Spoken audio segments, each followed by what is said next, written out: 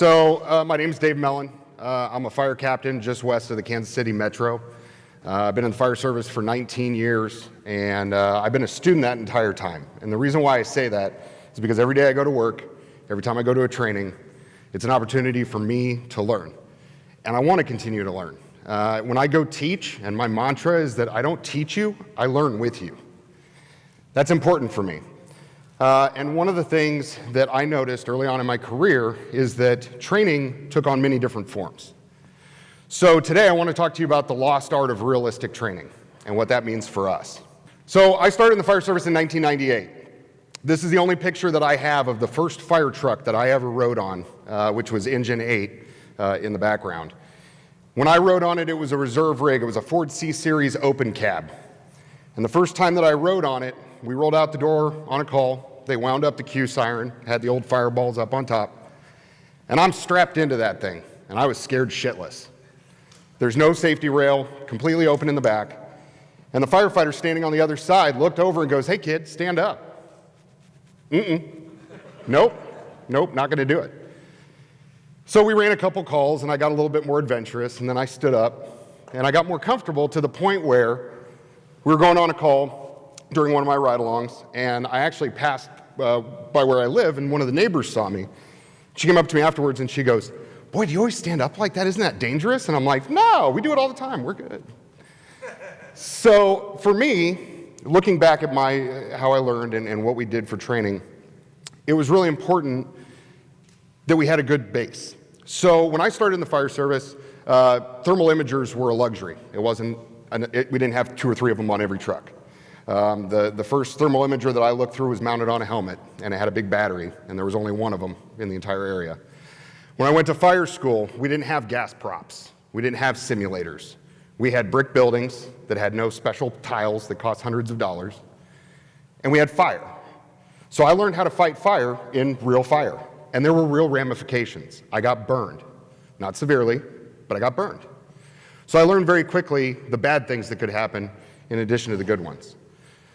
So as I moved forward in my career, and I started learning more about firefighting and started venturing out into the world, we started noticing a change in the culture. And this is a culture of safety. Now, I'm not up here to bash on NFPA 1403. I'm not going to. I'm not up here to bash on safety. Safety is important. But throughout my time in this fire service, I've watched as we've transitioned from fighting real fires to fighting gas fires that don't go out when you spray them with water. We've transitioned from dragging out real victims to dragging out dummies that don't fight back with you, that don't try to run from you. So as I'm watching this and I'm progressing through my career, I become a firefighter, I become a senior firefighter, and later on I became a lieutenant. And I remember vividly that we went to a fire, and it was a mobile home fire. We made entry, we had confirmed everybody had gotten out of the building, so we didn't have to worry about any victims.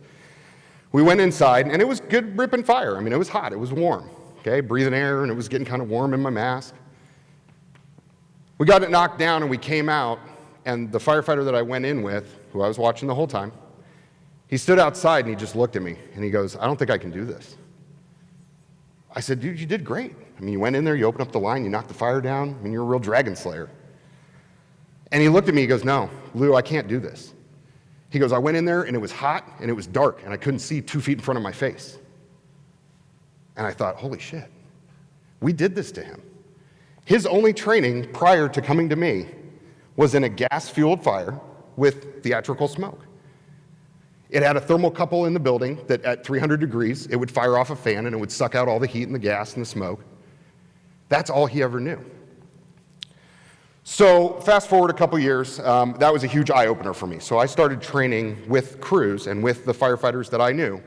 We started training more realistically because I was so fearful that we were going to run into a situation that was going to make it so that they couldn't pull information that they needed to. Just like Ryan was talking about earlier, we fall back to our lowest level, right? So if my lowest level is fighting a gas fire that I go, "Hey, it's getting really hot," and somebody clicks a button and it goes out, we don't have that luxury. So we trained more realistically, and we did things like greasing up a mannequin, okay? How many of you have pulled a victim out of a house? Real live victim. Okay. They're not like normal mannequins. They're slippery, okay? If they're burned, their skin becomes greasy. You can't hold on to them. And I don't have a piece of webbing wrapped around a real victim. Okay, I can put one on them, but I don't have that luxury like we do in training. So we started doing stuff like that. We started incorporating live victims in theatrical smoke. We can't do that in live fire, we know that. But we had people standing outside role-playing moms and dads, screaming, "My kids are in the house," grabbing at firefighters. Giving them that realism helped them to become better. So I met this lady on March 13th, 2014. Her name is Ann Jarrett. Ann and I met in a dark room in her burning house. It was about 4:30 in the morning. We got banged out for a residential structure fire. We had confirmed entrapment. We showed up on scene, and her nephew was standing out in the front yard screaming, "There's somebody inside, you need to go rescue him." I was the company officer, so I jumped off the rig. We had fire coming out of the roof, and I made the decision to go in without a hose line, which for my department was kind of a big no-no. But we had trained this scenario 100 times, and we had done it realistically. We had said, listen, okay, what are we gonna do if we pull up and we don't have time to pull a hose line? So we trained for it. We made our way in. We had to go in through the kitchen, so we went around to the back of the house, went in through the kitchen, and as we were crossing into the living room, there was fire coming down both walls, and the ceiling had collapsed partially, and there was fire in the living room. I don't have a hose line. My partner, Chris, who's also in this picture, turned to me and he goes, "Are we going or not?" I said, "Yep, we're doing it." He goes, "Okay." So we kept going, yelling out, fire department, can you hear me? Nothing. We reached a T hallway, and I decided that I was gonna go left and he was gonna go right. I knew that the room in front of us was a bathroom, so he went to the right, I went to the left. He started yelling, "I think I have a bedroom, I feel a bed, I feel a commode." Okay? I opened up my door, and I had about that much lift. Again, we created this situation over and over and over again in training. So, as I saw the lift start to drop, I looked through, did a quick scan, and I saw 2 feet with house slippers on them kicking in a closet. So I ran over, I grabbed her, and the first thought that went through my head was, I was a McCaffrey brother from Backdraft. I got one! I was hoping to God it wasn't a mannequin, right? But as I dragged this lady down the hallway, the room that we had come from had flashed. I still didn't have a hose line. They still hadn't brought it in. So I made the decision to go back into the room where Chris was, and we ended up putting her out the window. We shut the door behind us, created a safe environment, we put her out the window. So this is a picture of her house. Ann was 104 years old. When we put her out the window, I had no idea whether she was alert or able to answer questions, because the only thing she had screamed at me was, "You're hurting me, put me down." And the only thing that I screamed back to her was, "I'm sorry." So if you can imagine me being a big guy and like a 65, 70-pound, 104-year-old woman, I'm dragging her down the hallway, she's screaming, "You're hurting me, you put me down." And I'm going, "I'm sorry, I'm sorry." Okay? That was the one thing that I had not trained for, was having an older person who's freaking out, okay, and she was reaching up, grabbing my mask, doing all that stuff. We had trained for it, but I wasn't very delicate, okay? And my biggest fear the whole entire time after they transported her to the hospital was that I had messed her up, which thankfully I didn't. She had no injuries. She had a little bit of smoke inhalation, and she lived to be 107. So she had a good couple years. She was sharp as a tack. And when I went back and talked to her afterwards, we actually became friends. She lived in the city where I live, so I would stop by and see her every once in a while. And she was always very thankful of us rescuing her. And the one thing that stood out in my mind, she said, "You know, I was in this closet and I was praying to God that he was going to send angels to come help me. And then all of a sudden I saw this bright light. And I didn't want to go to the light because I was afraid that I was dying. I didn't have the heart to tell her that that was just my survivor streamlight, my streamlight survivor, right? Shining in her eyes, but we were her angels, okay? She didn't care what color truck we showed up on. She didn't care if we were volunteer or combination paid.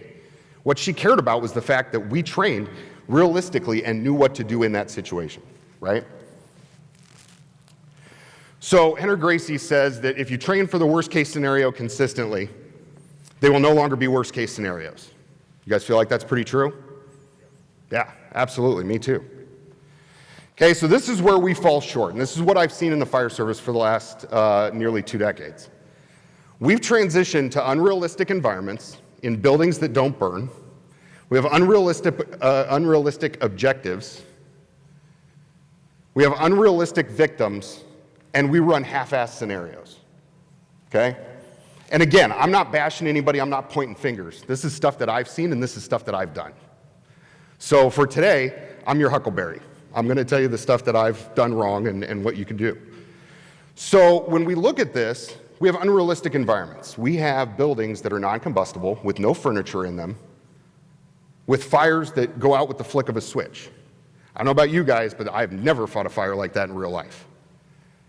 We have unrealistic objectives, okay? I love RIT, but when we go do RIT training and I have to crawl through a tube that big, and I go, well, I would just go around it or I'd find a different way. Well, you can't. Okay, well, that's a really bad day if I can't, right? So I fit my butt in the tube and we go through. And as soon as we find the victim, just like you guys, I'm sure, can we go out the good way? Can we find the door that's 2 feet away? No, we have to go back through the tube and back out the way we came. So we're setting ourselves up for failure. Unrealistic victims, okay? Do you guys have victims that fight back? Do you have people that have medical problems that you have to treat when you get them out in training? A lot of times we just stop at the door. So my question is, do you train with the fire on the left or do you train with the fire on the right? Okay, the gas fire is great, and it's great for the basics. But where do we go from there? Okay, the one on the right, that's real environment, that's real live fire. Okay, we're not burning tires, we're not burning couches, we're burning pallets and straw and hay. The same thing can be said about extrication training. If you've only trained on cars that are sitting on all 4 wheels that have no damage, what's gonna happen when you show up at 3 o'clock in the morning and you got 5 people pinned in a minivan and it's all mangled up and you've never had to train on something like that? Okay, a dash roll is cool. I love doing dash rolls. But a dash roll on a real car that needs real dash rolls is not the same as doing it on a car that's on all 4s that has no damage. Okay, and do you set up realistic scenarios with your training, like obstructions in front of your hydrants, that you can't catch the main plug, so what are you gonna do now? If we're not doing these things, we're not helping each other out. So I'm very analytical. I look at things very differently than some people. And so I wanted the numbers. So I put a survey out there. And if you ever want to do a survey, put it on Facebook, and within 5 minutes, you'll get like 1,000 comments of what you're doing wrong or what you're not doing right, or what people like or don't like. Aside from a couple grammatical errors, the survey was good. And we had over 300 firefighters from 40 different states come back and answer some questions. So about half of them were career, the other half were split evenly between volunteer and combination. 83% of the firefighters that took this survey used either Class A or Class B LPG for fire training. 91% of them received live fire training for their initial education. I'm not really sure what the other 9% did, right? I'm sitting there scratching my head going, okay, I thought that number would be higher, but there's other options, right? And 84% flowed 125 gallons or more during training. So here's what didn't look so great. So 60% of the people that took this survey said that they were instructed not to put the fire completely out. Now, I've been guilty of it as an instructor, but I've always worried that that was going to cause complications. 50% of the people that took this survey said that they had no requirement to do ongoing training. Live fire training. They did their live fire training, and after that, it was optional or they didn't have to. 70% of them said that the fires that they trained on didn't react to water the same way as it did in training. 67% said interior conditions didn't resemble their training environment. And 57% said that they did not feel fully prepared for actual fires based on their fire training, live fire training. So I took these numbers and I started handing them out to people that I know. And we all agreed that that's pretty accurate. And judging by the people in this room, everybody's kind of doing this. Now, in the fire service, we're really good about making things look better. And I can give you a ton of turd polish, right? But I can't make that look better. At 3 o'clock in the morning, when we pull up and we got somebody standing there screaming that her 3-year-old kid is stuck in a bedroom on the 2nd floor, I can't polish that turd. So when we bring realism into training, this is why it's important, Okay, it brings relevance to what we're learning, and it adds to the context. I'm a paramedic, and I love paramedic stuff, right? I trained my 7-year-old how to intubate, and he's good at it. He's actually really good at it. Okay, but it's not a complex task. So if you teach somebody how to intubate, that's great, but they need to know why, they need to know how, and they need to know the proper steps. And that's what realism brings to it, okay? So here's some things that you can do for your department, for your crew, for your area, to help bring back some of this realism. You need to change your environment. Okay, if you have a burn container that has nothing in it, put stuff in it. Okay, I don't care if you find a metal fabricator and you can build a chair that's made out of metal that won't combust. Okay, it still meets NFPA. If you're doing searches, do it in an occupied room with couches and chairs. Hide victims in a more realistic place. If you're doing extrication training, smash a car up. It's actually really fun. But find a way to smash it up, right? Don't give people the option of having an environment that leads them down a path of failure, because that's what we're doing.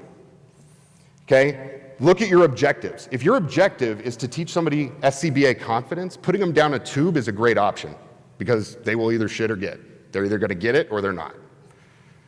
But if we're learning how to do scene size up, command type stuff, that doesn't work. Okay? We want to set them up for success. So this is a picture that I used in one of my man and machine classes, and what we ended up doing was putting a fake hand into a chain. And I told them, you can't back it up. That's the only rule. So they had to sit there and figure out how they were going to take it apart. We made a realistic objective. A few weeks after this, they had a similar call that happened, that they were actually able to use some of the stuff that they learned. Okay? Get good at acting. I have a company called Valor Fire Training, and I go around and I teach. And one of the classes that I teach is called Medical Response to the Firefighter Mayday. And it's everything that happens after you get that person out. And we do RIT stuff. We make you go through and actually rescue the firefighter. But once we cross that threshold, if you're a lot like me, I grew up having to cross the threshold, and then we were done. Slapped hands, high fives, and then we reset. So one of the things that we did was we actually made it so that when people got rescued, they had to pull them out and actually do medical care. It made them think. So we talked about Brett Tarver. Everybody knows who Brett Tarver is, right? Okay. So we talked about the Brett Tarver incident. So I decided I'm going to go Brett Tarver on somebody. So I picked the biggest dude in the group. I said, I'm going to go after that guy. And everybody in the room went, I was like, no, we're good. So I grabbed that guy, and within about 5 seconds, I was pinned on the floor. He was choking me out. He picked me up by my SCBA strap, drugged me out the front door. I don't remember anything after I came outside. I blacked out. I didn't learn until afterwards that he was a Army Ranger, active duty, had just got back from overseas. So that was a bad choice, right? So just word to the wise, don't do that. But we need to get good at acting. We need to put role players in that make it realistic so that people know what they're getting into. Okay, and run through from start to finish. When you pull up on a truck and get off the truck and have to run through every step over and over and over again, it helps to add to the training objectives. And the biggest one is prepare for the unexpected.